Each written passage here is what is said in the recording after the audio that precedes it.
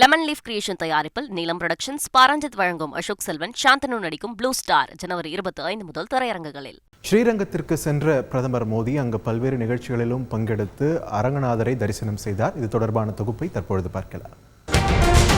3 நாள் பயணமாக தமிழகம் வந்த பிரதமர் நரேந்திர மோடி ஸ்ரீரங்கம் கோவிலில் சுவாமி தரிசனம் செய்ய விமானம் மூலம் திருச்சி சென்றடைந்தார். விமான நிலையத்தில் இருந்து காரில் சென்ற பிரதமரை ஜெய் ஸ்ரீராம் கோஷத்துடன் சிறப்பு வரவேற்பு அளித்தனர் பொதுமக்கள்.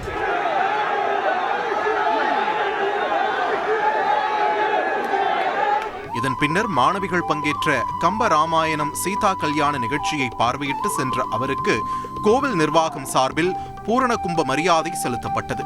கோவிலில் ரங்கநாதரை தரிசித்த பிரதமர் சக்கரத்தாழ்வார், பட்டாபிராமர், கோதண்டராமர் உட்பட அனைத்து சன்னதிகளுக்கும் சென்று வழிபட்டார்.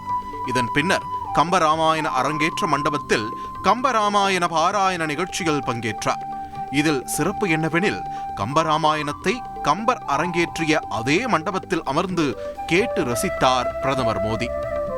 இந்த வரலாறு பேசும் கம்பராமாயண மண்டபத்தில் புகழ்பெற்ற கர்நாடக இசை பாடகர் சிக்கில் குருச்சரன் கம்பராமாயணத்தின் கடவுள் வாழ்த்து பகுதியை தனது எழில்மிகு குரலில் பாடி மெய்மறக்கச் செய்தார்.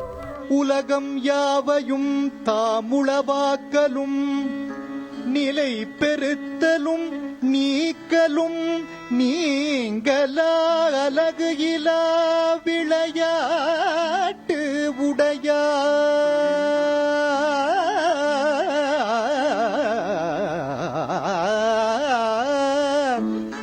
இதன் மூலம் ஒட்டுமொத்த மக்களின் கவனத்தையும் தன் பக்கம் திருப்பியுள்ளார் குருச்சரன். சங்கீத கலாநிதி சிக்கில் குஞ்சுமணி மற்றும் நீலாவின் பேரனாக பாரம்பரிய இசை குடும்பத்தில் இருந்து வந்த குருச்சரன் பக்தி கச்சேரிகள் பலவற்றில் முக்கிய பங்காற்றியுள்ளார். சென்னை லஸ் கார்னரில் உள்ள வித்யா மந்திர் பள்ளியில் படித்த குருச்சரன் இசை மீது அளப்பரிய அன்பு கொண்டதனால் கர்நாடக இசையை கற்றுத் தேர்ந்தார்.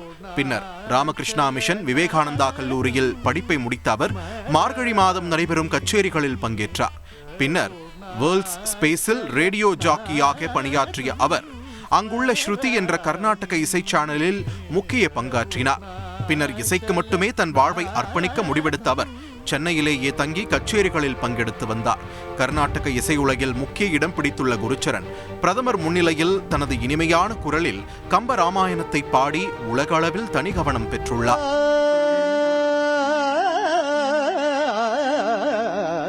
லெமன் லீஃப் கிரியேஷன் தயாரிப்பில் நீலம் புரொடக்ஷன்ஸ், பாரஞ்சித் வழங்கும் அசோக் செல்வன், சாந்தனு நடிக்கும் ப்ளூ ஸ்டார் ஜனவரி 25 முதல் திரையரங்குகளில்.